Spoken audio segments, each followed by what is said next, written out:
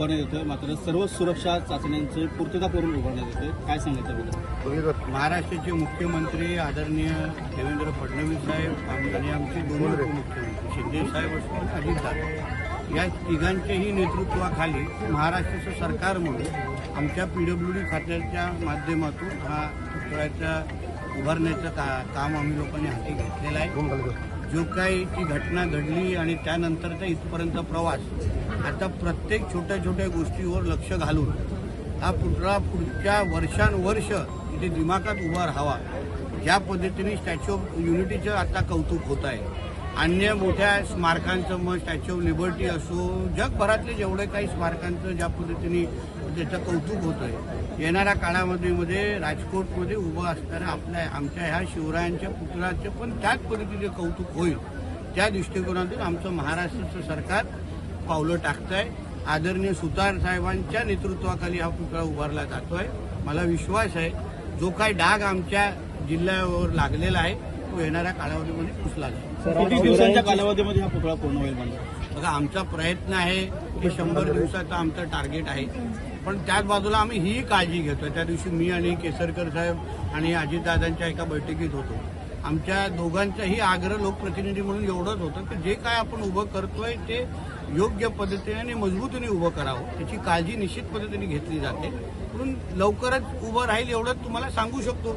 दिवस सांगून त्याला उगाच कामावर प्रेशर टाकणार नाही, पण लवकरच मजबूत एक पुतळा स्मारक उभं राहील एवढं विश्वासाने सांगतो. इथे ज्या शिवजयंती आहे, शिवजयंती निमित्त काँग्रेसचे नेते राहुल गांधी यांनी ट्विट केले, ते ट्विट वादग्रस्त झालं. औरंगाच्या पिल्लावळा करून अजून दुसरी काय अपेक्षा नाही.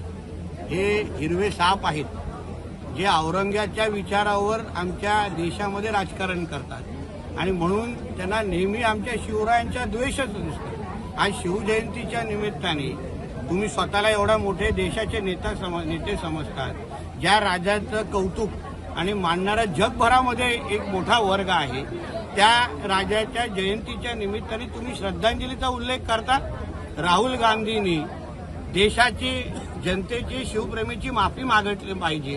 त्यांनी इथे शिवरायांच्या पुतळ्यासमोर येऊन नतमस्तक झालं पाहिजे आणि त्यांनी नाही केलं तर मग महाराष्ट्रामध्ये शिवप्रेमी त्याला किती वेळ इथे येऊन देतील त्यांना, त्या बाबतीमध्ये पुढचा काळ ठरवेल. सर, मागे दुर्घटना घडली त्यानंतर सगळेजण फोटो सेशनसाठी आलेले असं म्हटलं आणि आता कोण दिसत नाही, त्याबद्दल काय? पूर्ण जो पुतळा आणि स्मारक बनवण्याचा जो प्रवास आहे, ज्या पद्धतीने आमचे मुख्यमंत्री, दोन्ही उपमुख्यमंत्री, निलेश साहेब असो, खासदार म्हणून राणे साहेब असो, स्वतः आमचे केसरकर साहेब असो आणि आम्ही सगळेजण छोट्या छोट्या बारीक बारीक गोष्टीवर आम्ही डिपार्टमेंटशी चर्चा करतोय, बोलतोय.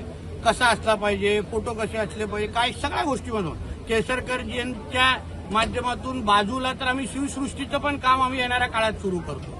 म्हणजे आम्ही काय नुसतं फोटो सेशन करून पळालेलो नाही, आम्ही आज पण इथे आहोत, प्रत्येक गोष्टीची काळजी घेतोय.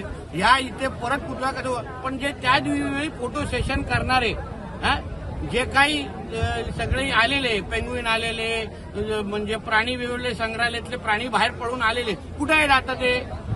का त्यांना वाटत नाही की महाराष्ट्राच्या मुख्यमंत्र्यांना एक पत्र लिहावं की बाबा तुम्ही अशा पद्धतीने स्मारक उभं करताय, काय आहे बाबा ते, बाबा त्याची माहिती वाटत नाही?